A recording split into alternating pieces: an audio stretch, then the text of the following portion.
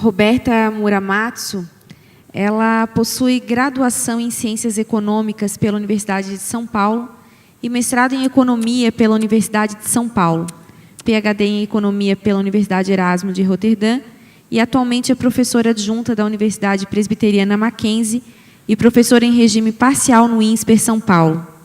Roberta tem experiência na área de Economia e História do Pensamento Econômico, com ênfase em Filosofia, Metodologia Econômica e Economia Comportamental, atuando principalmente nos seguintes temas: a teoria da escolha, a relação mente-cérebro, as perspectivas da neuroeconomia e as interações entre instituições, racionalidade e comportamento econômico.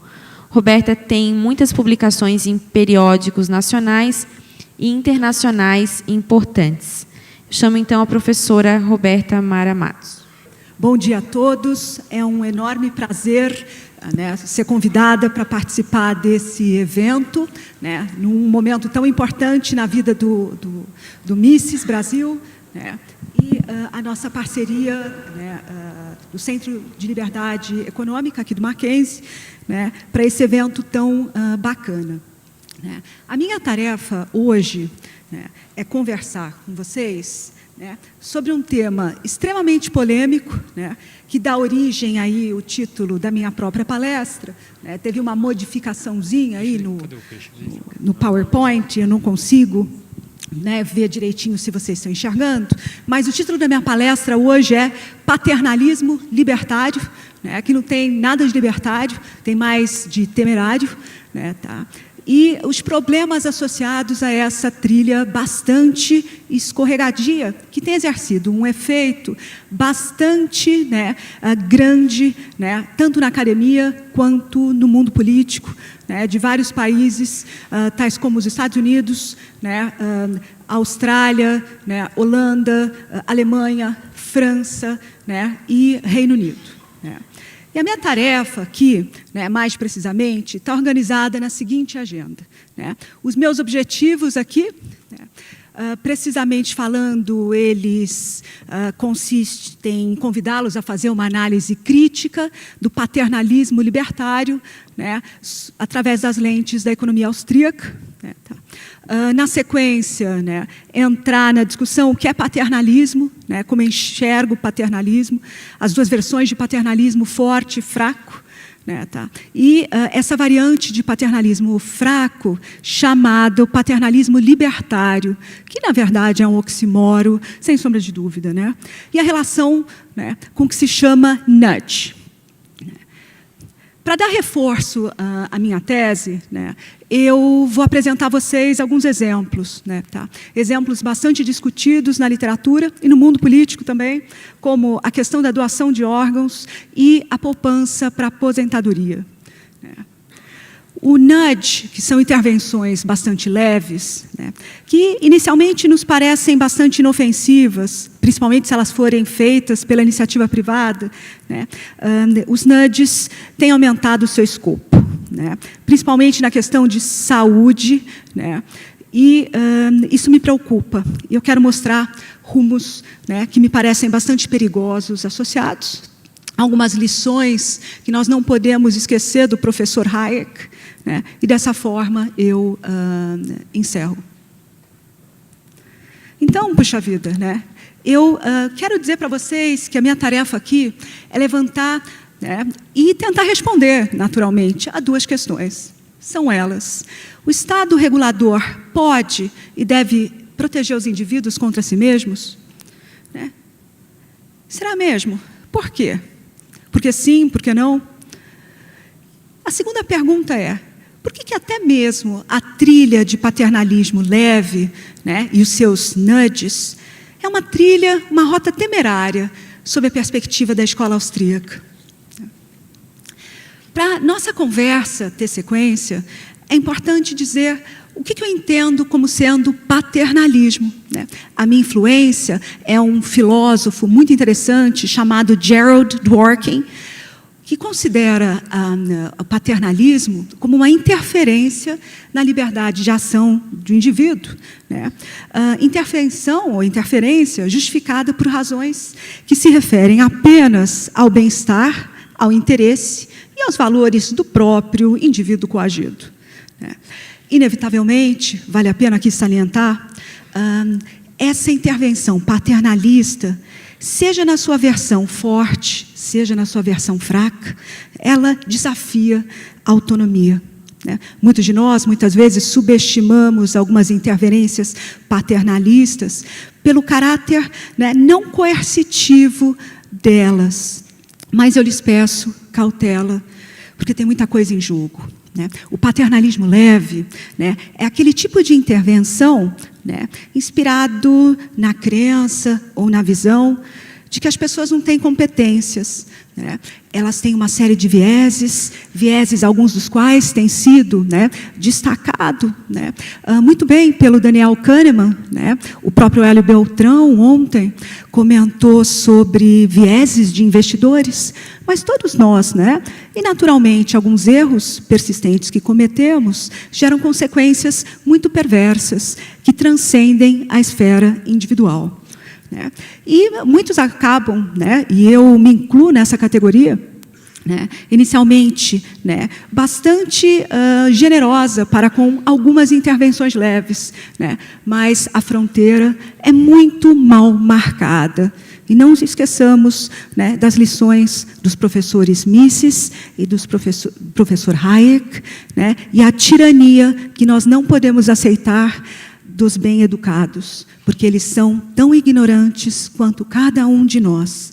A versão forte do paternalismo, da intervenção paternalista, está ligada à proibição, a proibição de um padrão de comportamento, que é classificado por um número pequeno de pessoas como sendo equivocado. Equivocado em nome do quê? Equivocado em nome de objetivos que todos nós perseguimos, mas as prioridades para com esses objetivos são diferentes. Objetivos como riqueza, objetivo como saúde, e assim por diante.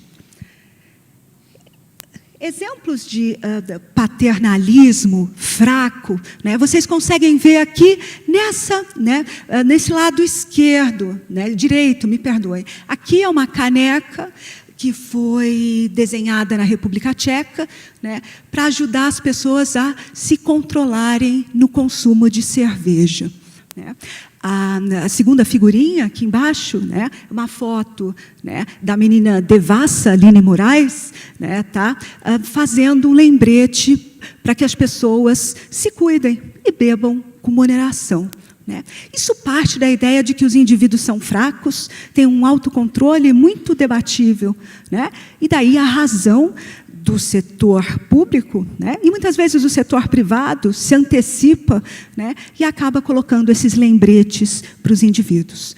A versão forte, por seu turno, a gente tem obrigatoriedade, como a utilização do capacete, seja para a bicicleta, seja para os motociclistas, e o uso de cinto de segurança. Olha, se nós pensamos que liberdade, a definição clássica de liberdade, e aí, inúmeras outras variações de liberdade, o Isaiah Berlin tem uma definição interessante de liberdade positiva e liberdade negativa, mas liberdade para todos nós é ausência de restrição. Restrição para fazer e ser o que se desejar.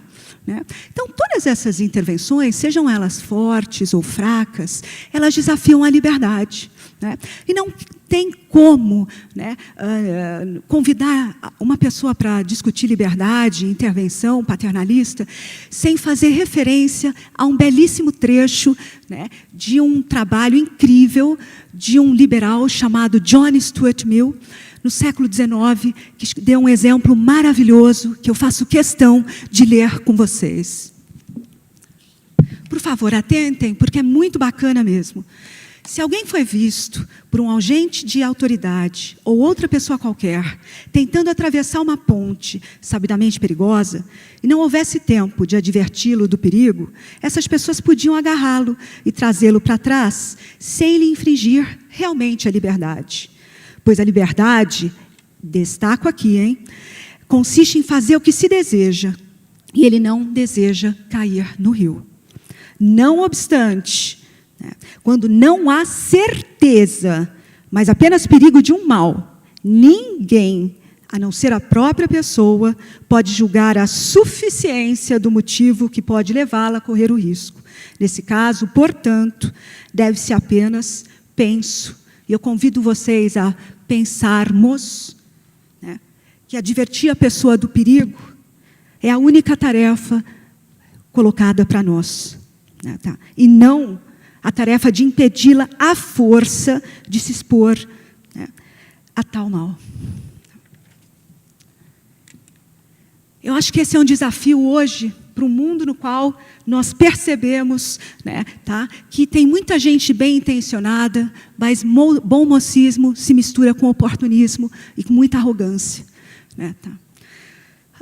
Como eu disse para vocês, né, essa ideia, né, ela ganha espaço, né, no mundo paternalismo, né, libertário, né, e ela, no início dos anos 2000, gerou muita polêmica, né? Porque vários de nós tendemos a dizer, né, e eu acho que com bastante propriedade, que o termo paternalismo libertário é um oxímoro, né?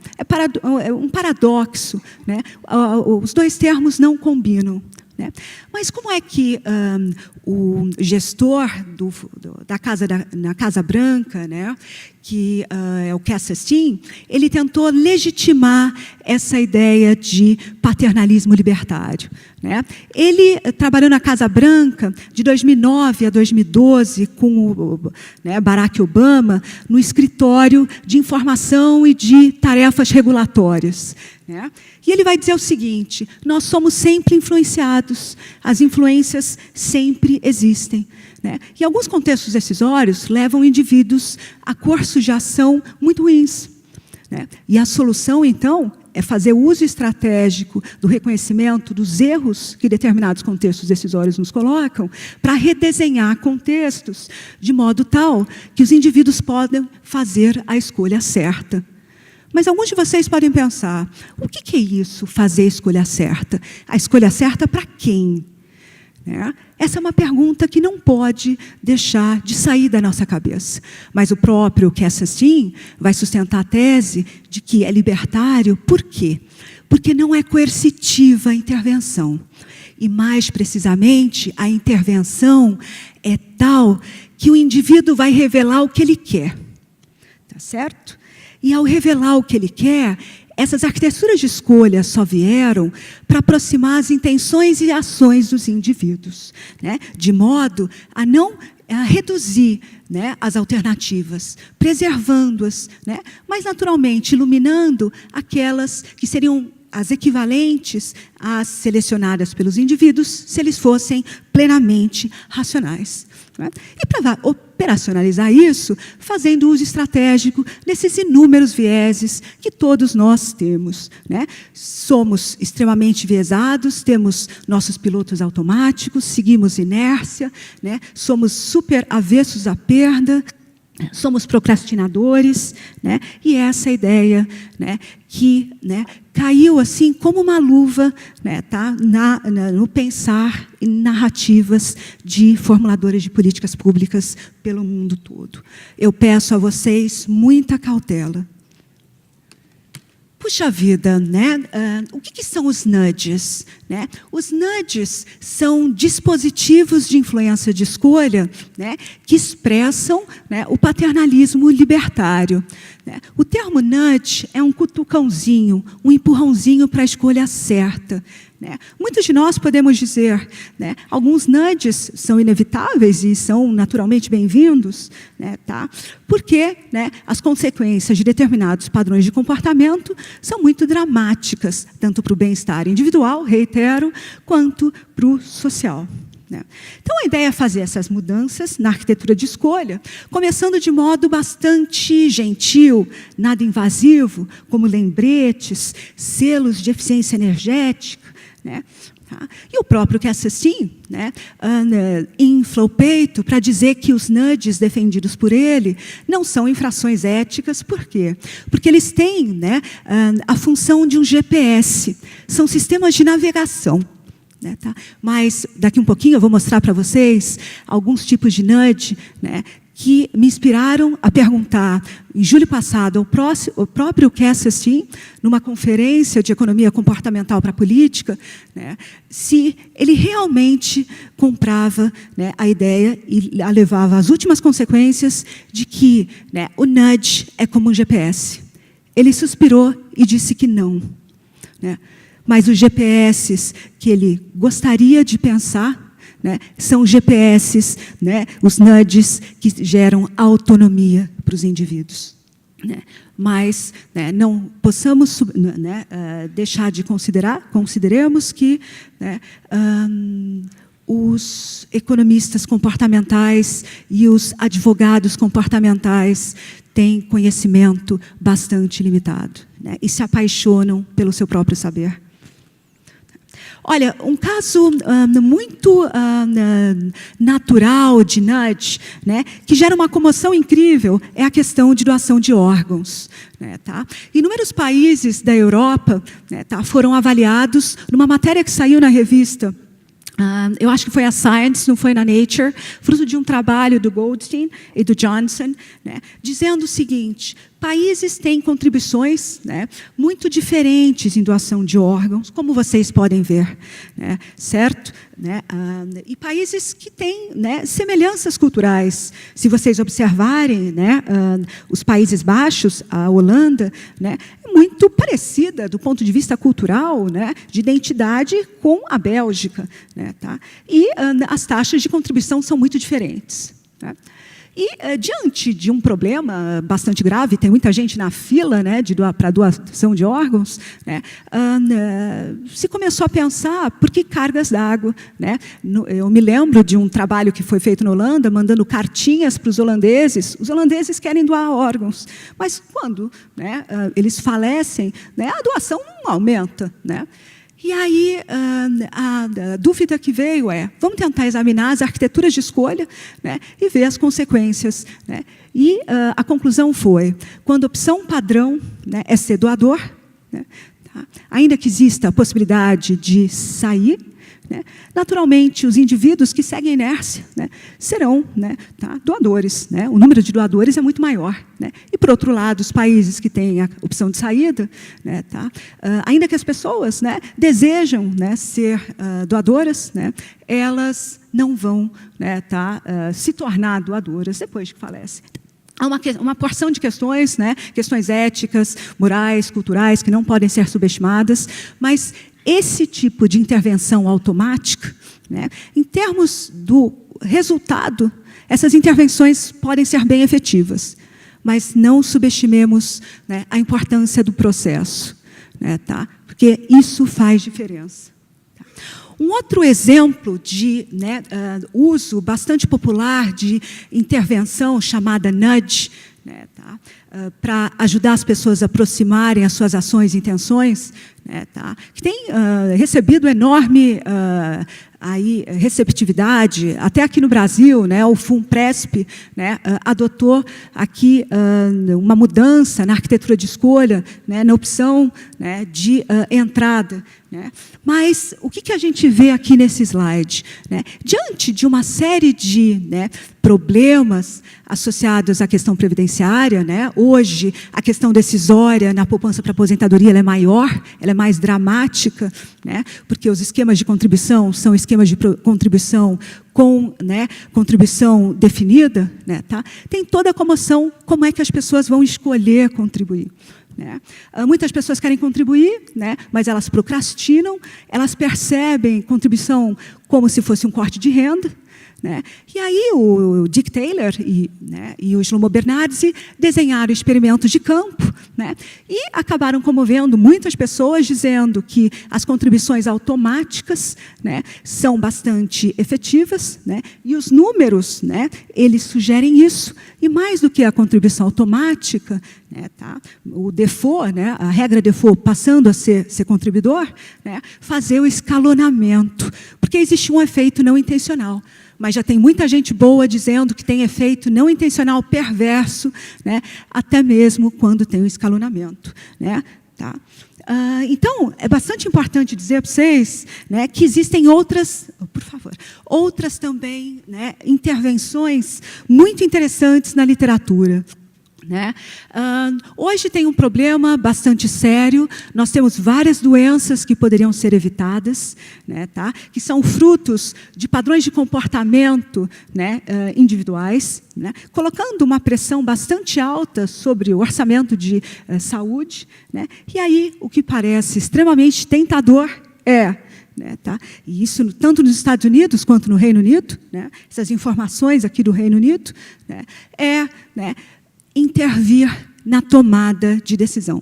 Né? A comoção de que se faz necessária a mudança do comportamento dos indivíduos. Né? E aí, começando sempre com nudges bastante fracos, como lembretes, até como veículos de propaganda, né, fazendo uso, né, me parece muito apelativo, como essa matéria de capa da Newsweek, né, de um bebezinho lindo, né, pedindo socorro, porque, né, vai sofrer do problema da obesidade, né, propagandas que, na verdade, não têm grande efeito, né, tá? Fotos, né, para tentar reduzir o consumo de cigarros, e um tipo de nudge que me parece extremamente interessante, vem da iniciativa privada, né, tá? Que se, né, antecipa a muitos erros de regulação, né, que são, né, caixinhas como essa terceira figura aqui que vocês veem, que é uma caixinha que brilha para lembrar a pessoa de tomar o remédio.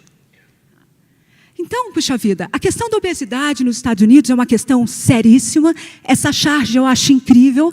Né? A Michelle Obama comendo bastante, né, hambúrguer, dizendo que ela está particularmente engajada, e ela estava mesmo, né, em, né, mudar o padrão de alimentação dos Estados Unidos. Né, tá?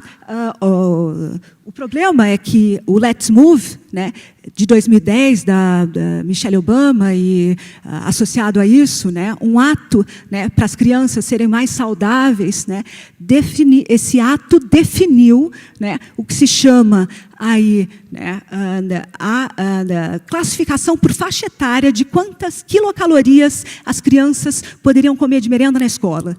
Vocês conseguem imaginar os efeitos não intencionais disso? Tá?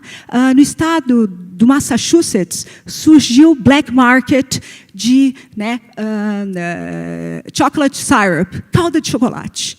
Tá certo? Tá? Me parece que a vida imita a arte mesmo. Né? Tá? E, adicionalmente, né, vários manifestos na internet, crianças dizendo, nós estamos com fome.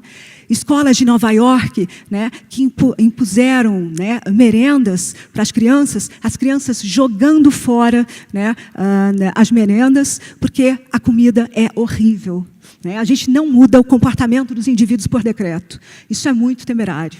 Tá certo? Então, puxa vida, a eficácia dessas intervenções, né, fica muito desejável. Né? Tá? E como as informações são muito parciais, muitos de nós imaginamos, né, que a gente aqui no Brasil tem que fazer a coisa certa e seguir esses exemplos. Eu peço a vocês bastante cautela, porque eu me lembro que o ano passado estava tramitando, né, aqui na Assembleia Legislativa de São Paulo, né, tá, um projeto de, né, cortar, né, doce, né, de, né, escolas da rede pública e da rede privada.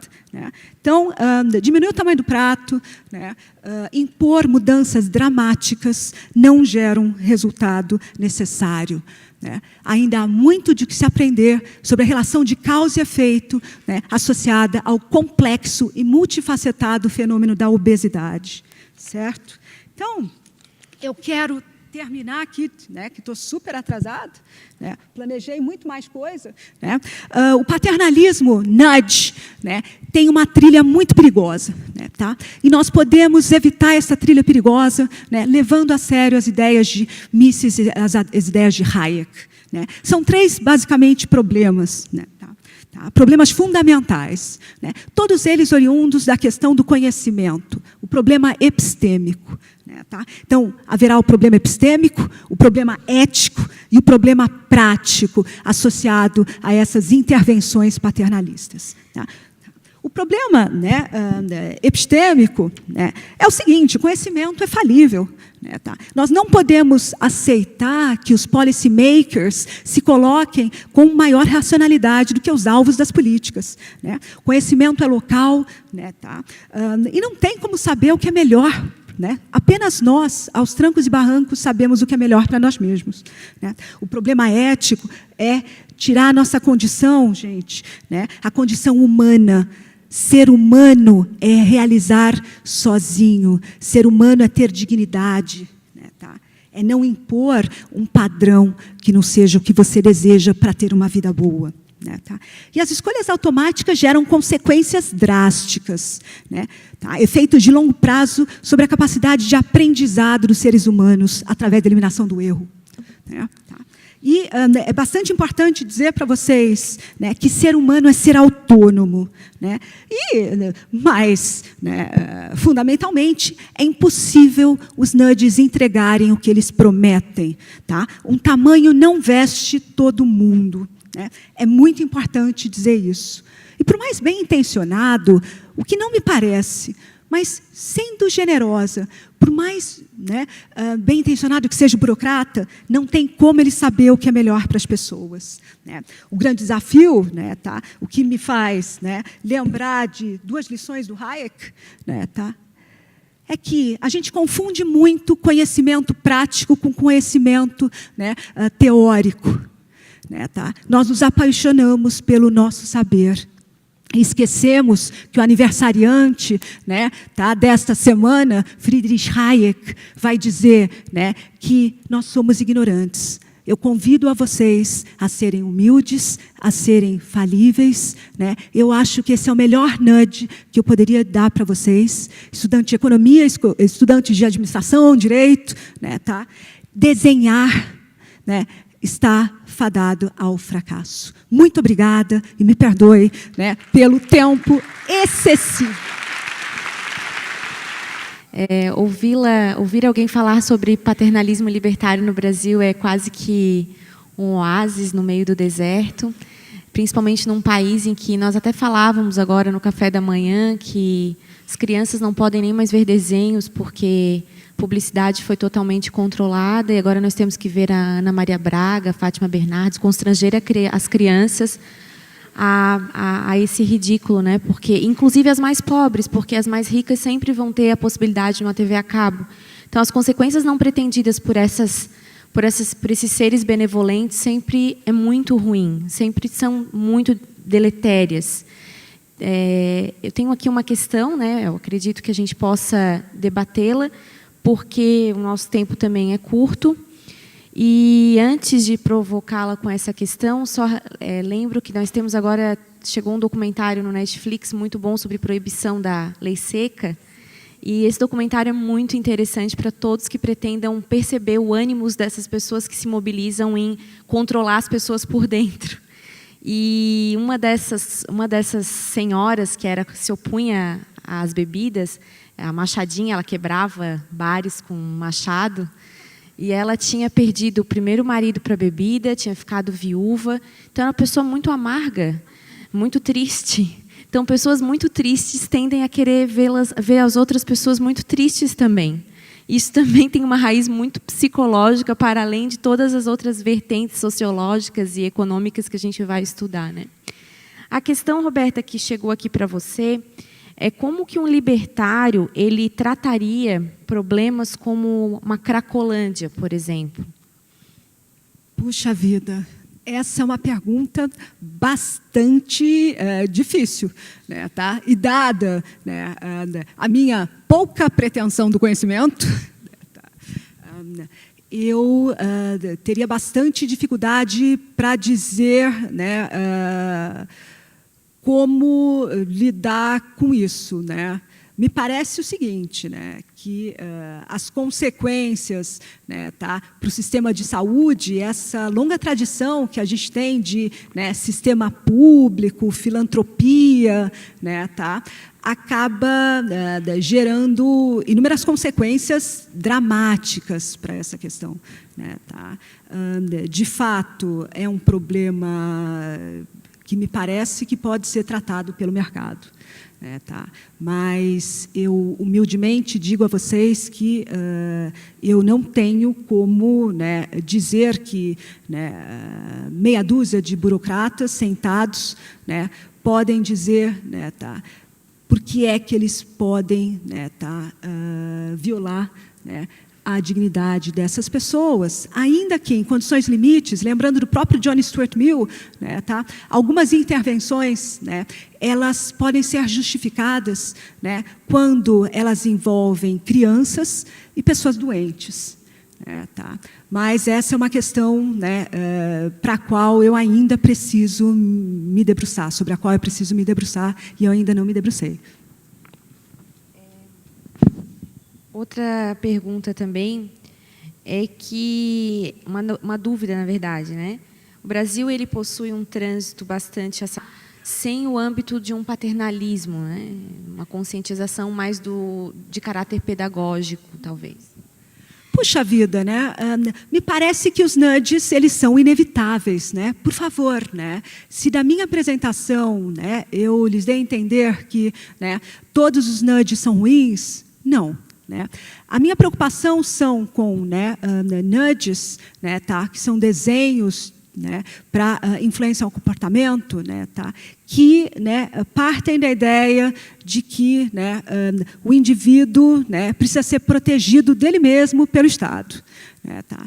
Então, né, quando a gente conversa com os marqueteiros, né, tá, é possível mudar o comportamento das pessoas, sem sombra de dúvida. Né? A fronteira, naturalmente, não é bem marcada, né, mas, né, mostrando as consequências, né, perversas do trânsito, dando informação para as pessoas. Informação é sempre a melhor coisa.